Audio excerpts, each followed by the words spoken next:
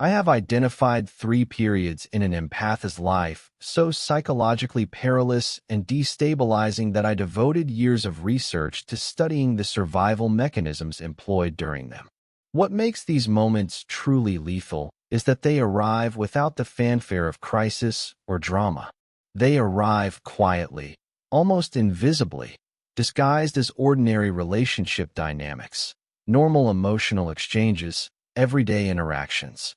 But make no mistake, these three moments have the power to completely dismantle your sense of self, erode your psychological boundaries, and trap you in patterns of self-abandonment that can last decades.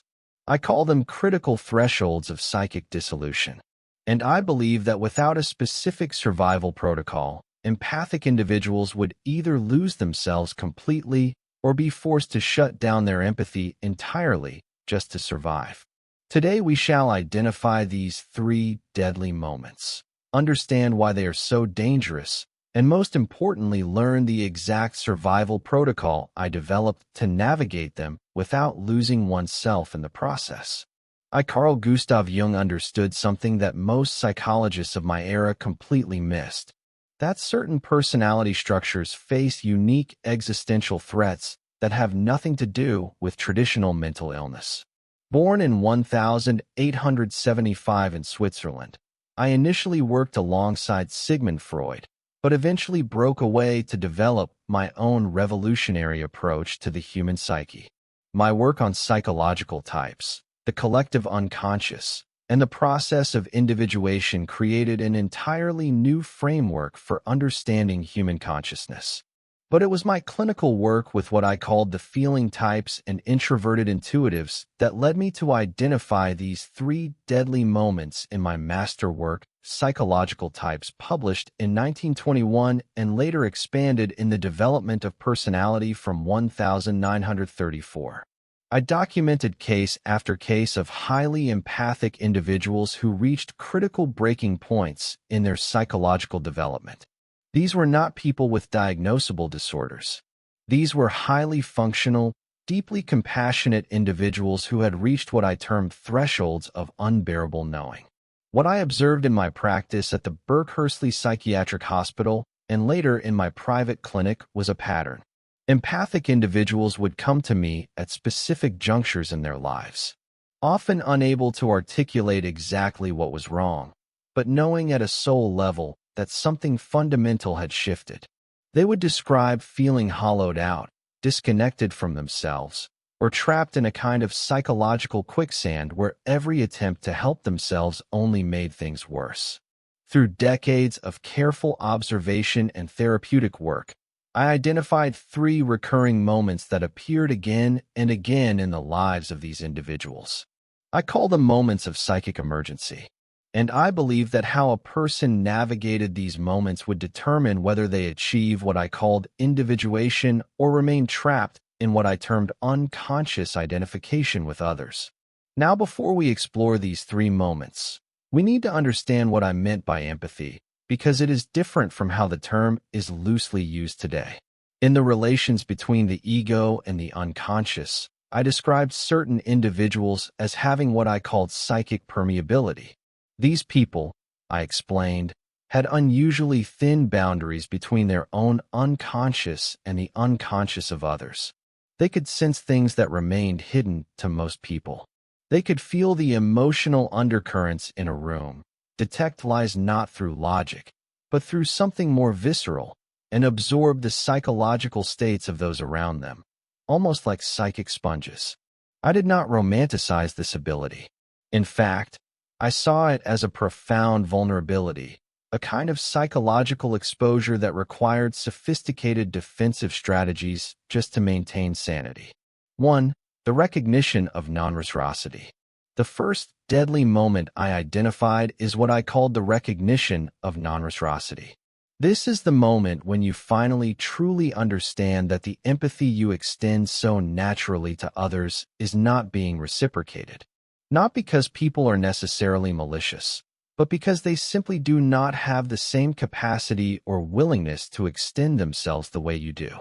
Let me be clear about what this moment actually is, because it is not just noticing that someone is not as empathic as you. That is obvious and happens all the time. This deadly moment is different. It is the sudden, often devastating realization that you have been operating under a false assumption about how relationships work. You have unconsciously believed that if you just explain yourself well enough, care deeply enough, extend enough understanding, others will naturally reciprocate. And in this first deadly moment, you realize with absolute clarity that this is not true. It will never be true. And everything you have built your relational life on is fundamentally flawed. I documented this moment extensively in my work with patients. In Modern Men in Search of a Soul, I describe a patient who came to me after what she called a revelation that destroyed everything. She had spent years in a close friendship where she provided endless emotional support, careful listening, and deep understanding. One day, when she was going through a genuine crisis, she reached out to this friend expecting the same kind of support she had always provided. What she received instead was a superficial response, an obvious discomfort with her vulnerability, and a quick change of subject. I wrote that what made this moment deadly was not the friend's response itself, but what it revealed to my patient. This had always been the dynamic.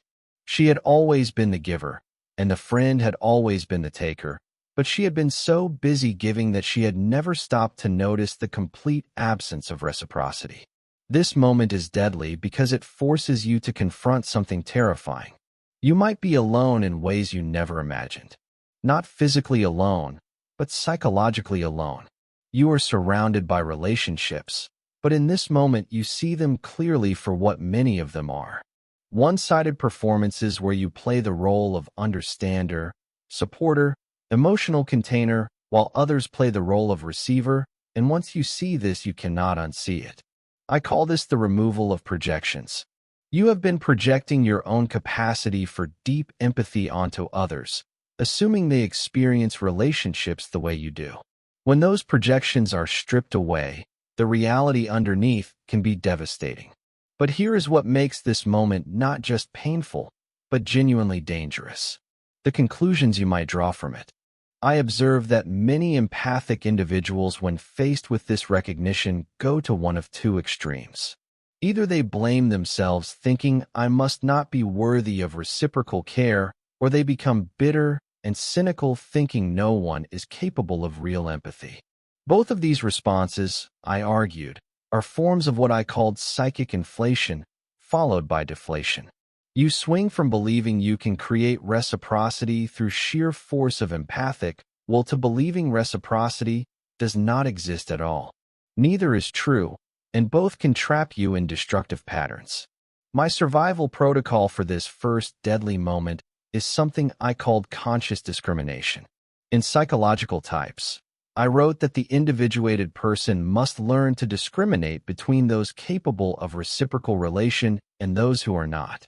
This is not judgment, I insisted, but discernment. It is the psychological skill of recognizing different levels of empathic capacity in different people and adjusting your investment accordingly. I use the metaphor of a gardener who does not plant orchids in desert soil. It is not that desert soil is bad. It is simply not the right environment for orchids. Similarly, some people are not capable of reciprocal empathic exchange, not because they are bad people, but because they have not developed that capacity. The survival protocol requires you to stop trying to grow orchids in desert soil and instead find the environments where reciprocity is actually possible. Let me give you a practical example of what this looks like. You have a colleague who frequently comes to you with problems, and you listen attentively, offer thoughtful insights, and provide genuine emotional support. One day you try to share something you are struggling with, and you notice they respond with advice you did not ask for. Quickly redirect the conversation back to themselves, or simply seem uncomfortable and eager to exit the exchange. The old you would have tried harder, explained more carefully, or wondered what you did wrong. The survival protocol has you do something radically different. You accept the data. This person is not capable of or interested in reciprocal exchange. That is not a moral judgment. It is simply information, and you use that information to recalibrate the relationship. You remain friendly, professional, kind, but you stop investing your deep empathic energy where it cannot be reciprocated. I believe that this conscious discrimination was essential for psychological survival, because without it you exhaust yourself trying to force reciprocity where the capacity does not exist, and you miss the relationships where genuine mutual exchange is possible in the development of personality. I wrote, "The greatest burden the conscious personality can bear is the unconscious demand that all relationships be equal in depth and reciprocity. This is not nature's way. There are relationships of different depths, and the wise person knows the difference." 2. The dissolution of self through perpetual accommodation. Now, the second deadly moment I identified is even more insidious because it happens so gradually you often do not realize it is happening until it is nearly complete. I call this the dissolution of self through perpetual accommodation. This is the moment when you realize you have been shape-shifting for so long, accommodating so many different people's needs and expectations that you have lost track of who you actually are. Your preferences, your needs, your authentic responses, they have all been buried under layers and layers of accommodation. And in this deadly moment, someone asks you a simple question like, "What do you want?" Or "How do you really feel about this?" And you realize with horror that you genuinely do not know. I saw this pattern repeatedly in my clinical work, particularly with women, though I noted it could happen to anyone with strong empathic wiring. In 2 essays on analytical psychology, I described what I called the persona trap. The persona in my framework is the mask we wear in social situations, the role we play to function in society. It is necessary and healthy in moderation. But I observed that empathic individuals often develop what I called multiple adaptive personas. They become so skilled at reading what is needed in any given situation and providing it that they develop different versions of themselves for different people and contexts. The work colleague sees one version, the family sees another, friends see yet another, and none of these versions are fully authentic because each has been carefully calibrated to manage others' comfort and expectations. This moment becomes deadly when you realize you have lost the thread of your authentic self entirely. I call this ego dissolution through over-identification with the persona. You are the persona. Now there is no self underneath to return to because you have been accommodating for so long that the accommodating has become your entire identity. One of my patients described it to me as feeling like a hologram. I appear solid and real. But if you reach out to touch me, your hand goes right through. There is nothing actually there. This image so struck me that I referenced it multiple times in my later work as the perfect description of advanced persona identification. What makes this moment deadly is not just the loss of self, though that is devastating enough. It is what happens when you try to recover yourself. Because once you realize you have been accommodating, your instinct might be to stop completely to rebel against all the ways you have been shape-shifting. But I warn that this reactive swing often creates a different kind of problem. In the archetypes and the collective unconscious, I described what I called enantiodroia, the principle that anything taken to an extreme will transform into its opposite. If you have been over-accommodating, the reactive swing is to become rigid and uncompromising. But this is not authentic selfhood either.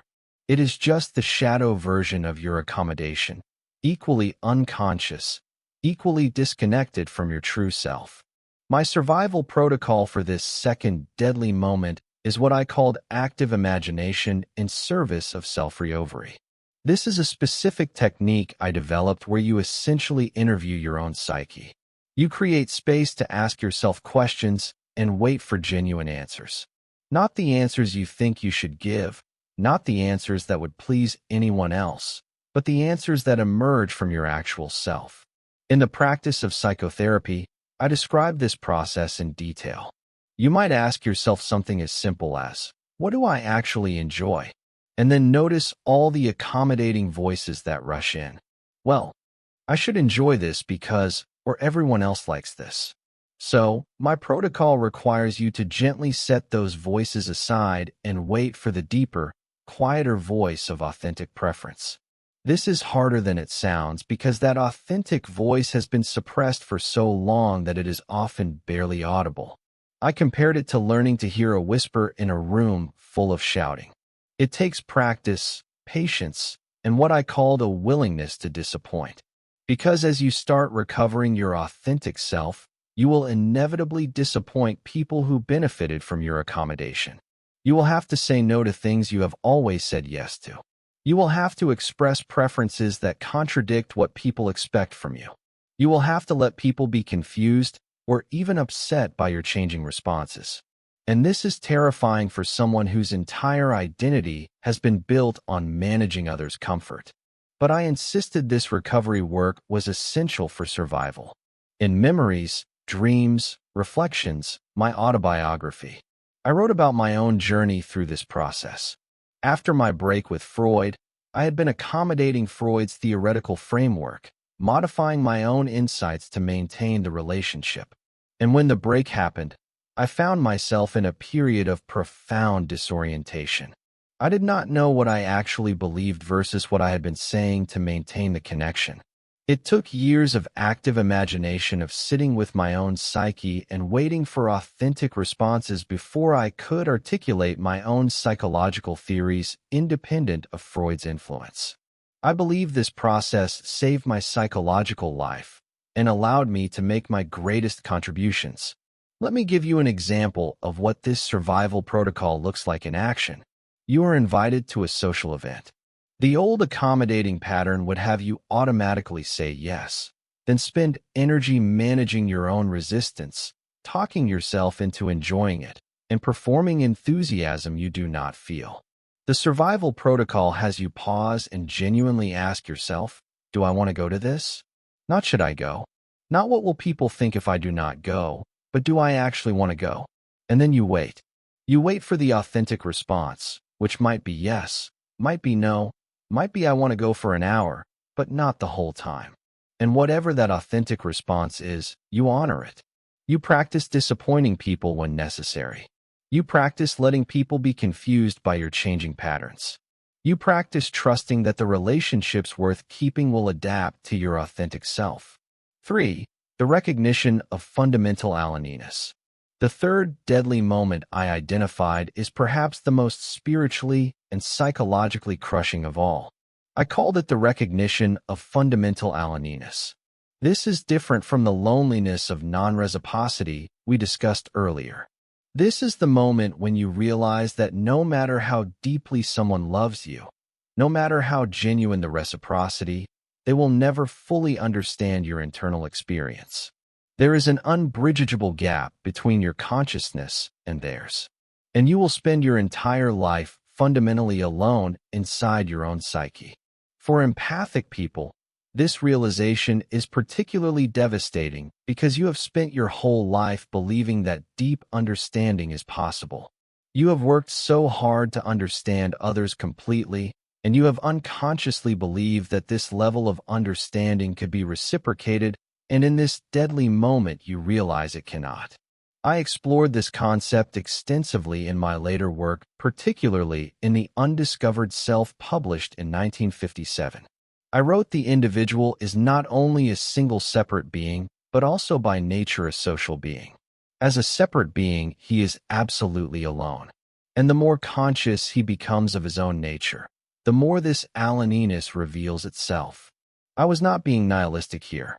I was describing what I considered a fundamental truth of consciousness, that each person's subjective experience is ultimately inaccessible to others. We can empathize, we can imagine, we can get close to understanding, but we can never actually inhabit another person's consciousness. For most people, this is an abstract philosophical point. But for empathic individuals, this hits differently. You have built your entire psychological structure on the ability to deeply understand others. You can feel what they feel, sense what they are not saying, intuit their needs and motivations, and you have unconsciously assumed that others could do the same for you if you just helped them enough, explained well enough, showed them how. This third deadly moment is when you realize they cannot. Not because they do not care, not because they are not trying, but because the subjective nature of consciousness makes complete understanding impossible. I saw patients reach this moment and fall into what I called existential despair. If complete understanding is impossible, what is the point of connection? If we are all ultimately alone inside our own consciousness, what is the point of relationship? Some of my patients described feeling like they were in a glass box, able to see others, but never truly touch them or be touched by them. Others described it as speaking a language no one else could fully understand, no matter how hard they tried to translate. I took these descriptions seriously because I had experienced this recognition myself in memories, dreams, reflections. I wrote about periods of profound isolation where I felt the unbridgeable gap between my inner experience and anyone's ability to comprehend it. What makes this third moment deadly is that it can lead to what I called psychic withdrawal. If deep understanding is impossible, why try? Why extend yourself? Why remain open and vulnerable? The temptation is to close down, to stop trying to connect, to retreat into the only consciousness you can truly know, your own. I saw this as a form of psychological death, what I called premature individuation. True individuation, in my view, required both the recognition of fundamental aloneness and the choice to connect anyway.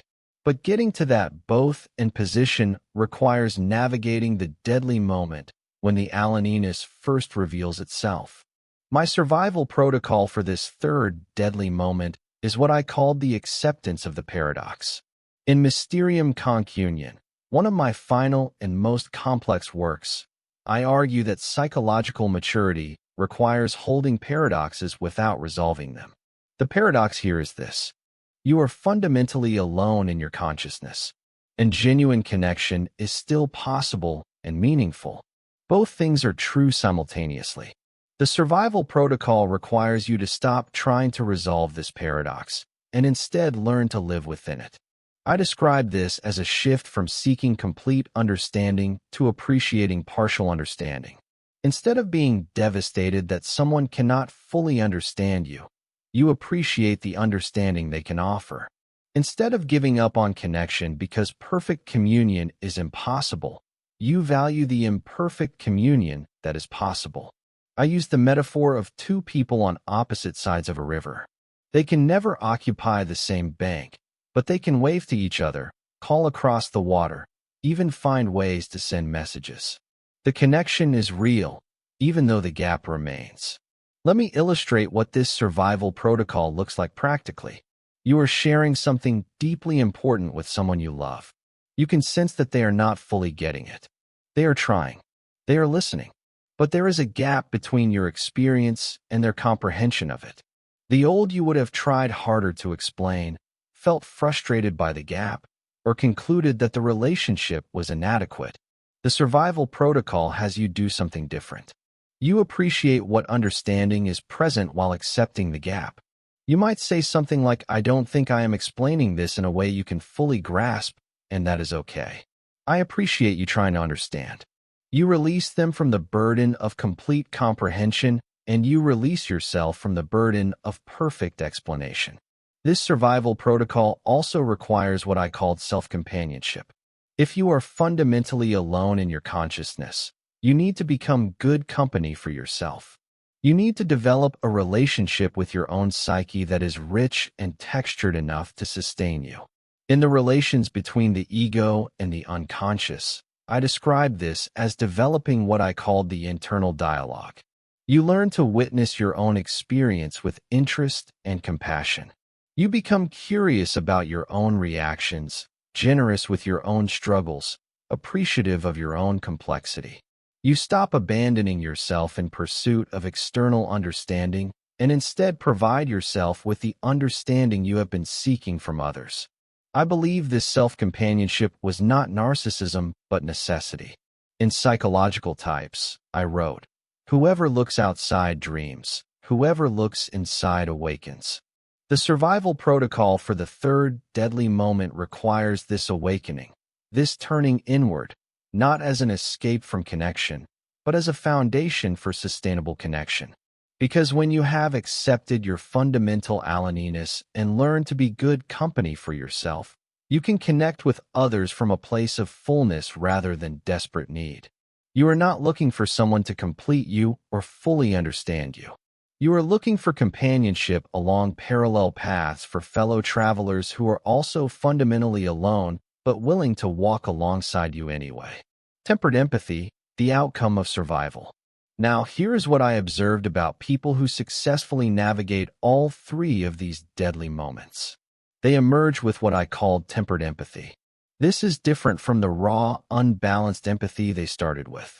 Tempered empathy is empathy that has been refined through the fire of these deadly moments. It is empathy that includes self-protection, discernment, and realistic expectations. In the development of personality, I wrote that this empathy is actually more valuable than naive empathy because it is sustainable. It does not lead to burnout or bitterness. It allows you to remain open and caring while maintaining your psychological integrity. I describe this tempered empathy as having several key characteristics. It is selective. You do not extend deep empathic energy to everyone equally. You practice the conscious discrimination of the first survival protocol. It is boundaried. You remain in contact with your authentic self even while understanding others. You practice the self-recovery of the second survival protocol. It is realistic. You appreciate partial understanding and imperfect connection while accepting fundamental aloneness. You practice the paradox acceptance of the third survival protocol. I believe that people who develop this tempered empathy become what I called wounded healers. This is an archetype I explored extensively in the psychology of the transference. The wounded healer is someone who has been genuinely hurt, has faced genuine psychological danger, but has transformed that wounding into wisdom. They can help others not from a place of naive optimism, but from a place of hard-won understanding. They know the deadly moments because they have survived them, and their survival provides a roadmap for others. Let me tie this all together with something I wrote late in my life that I think captures the essence of these survival protocols.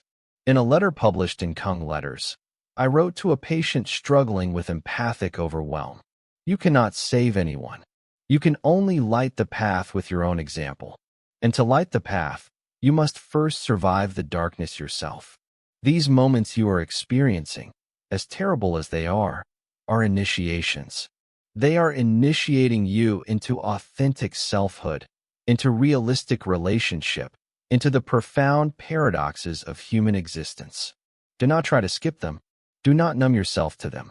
Move through them with as much consciousness as you can bear. And on the other side, you will find yourself genuinely transformed. This is my ultimate message about these three deadly moments. They are not aberrations to be avoided or pathologies to be fixed. They are initiations into psychological maturity. The recognition of non-reciprocity initiates you into discernment. The dissolution of self through accommodation initiates you into authentic selfhood. The recognition of fundamental aloneness initiates you into realistic connection and self-companionship. Each deadly moment, when navigated with consciousness and the appropriate survival protocol, becomes a threshold into a more integrated, more individuated version of yourself. But I also warned that these moments can indeed be fatal if navigated unconsciously. In the archetypes and the collective unconscious, I wrote about what I called psychic death, which is different from physical death, but equally devastating. Psychic death is when someone is alive physically but dead psychologically. They are going through the motions of life but have lost connection to their authentic self, their capacity for genuine relationship, their sense of meaning and purpose. I believe that empathic individuals who face these three deadly moments without a survival protocol often end up in this state of psychic death. They either shut down their empathy entirely, becoming hard and defended, or they remain in patterns of self-abandonment that slowly erode their sense of self until there is nothing left. This is why I insisted on the importance of consciousness during these moments. You have to know what is happening while it is happening.